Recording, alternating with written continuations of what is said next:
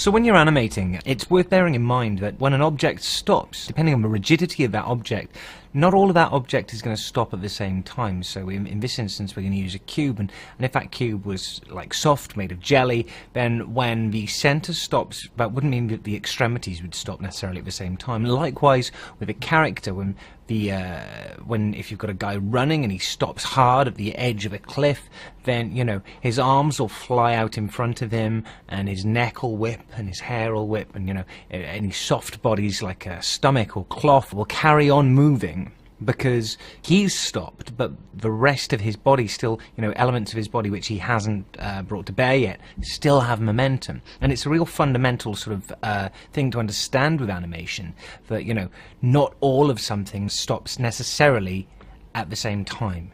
So that's what we're going to experiment with today. We're going to take a look at overlap, and we're going to use a rig very similar to the arc rig. This is a follow-through rig, slightly different, and let me just take you through it, and we'll start to animate. Okay, so our follow-through rig is essentially a cube parented to a curve. The curve has 3 hook controls in it, and that's all parented to this cube master, as well as this squash and stretch gauge over here. So obviously we can control the squashy stretchiness, which not only allows us to control the height of our cuboid, but it also allows you to extend the cube out a little bit to exaggerate some sort of some whipping effects if you want to.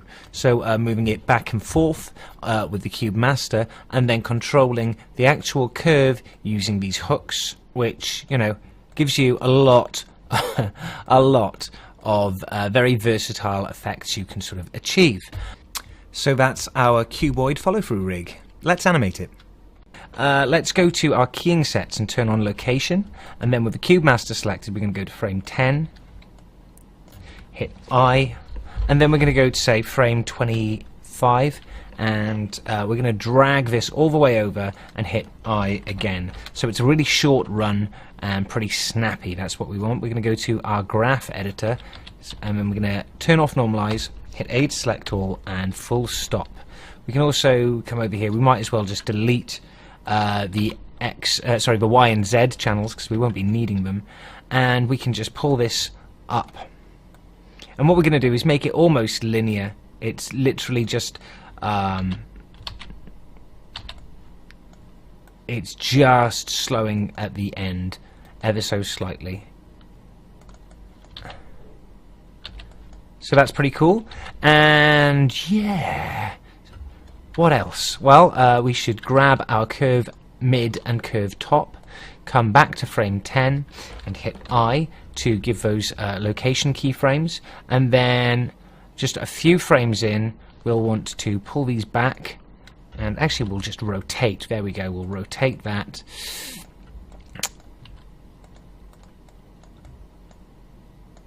And yeah, about there looks pretty good to me. We'll grab both of them again and hit I. So now it sort of just whips back because of the speed at which it's traveling.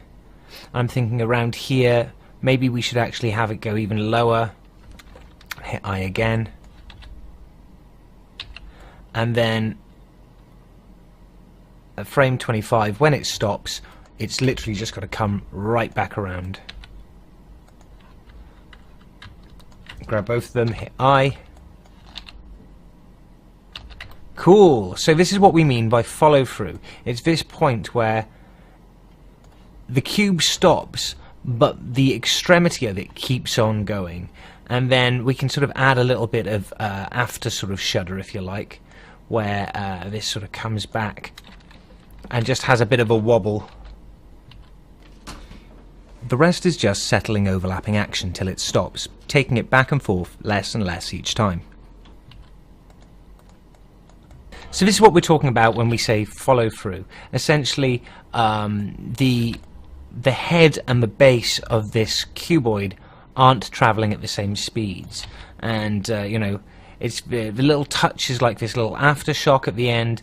They're imperative to animation. They really give it life and they really make it feel like something special.